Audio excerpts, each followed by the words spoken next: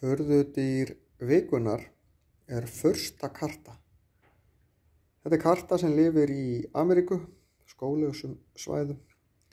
10-24 cm. Þetta er nokkuð stór karta sem borðar alls konar hryggleysingja sem þau veiða á nóttunni.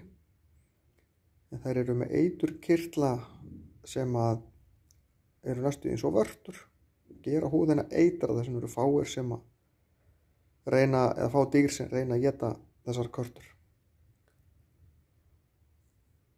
Og ef þær verða fyrir eitrun þá eru það dauðar á cirka 15 mínútum.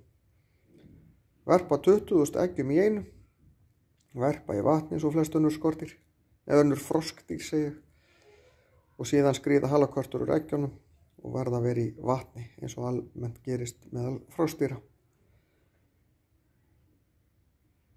Það er orðið ákveðið vandamál, verið ágengd tegund í Ástralíu, en þær voru fluttar þangað til þess að vinna á skordýrapláum þar, en nú eru körturnar orðnar vandamál.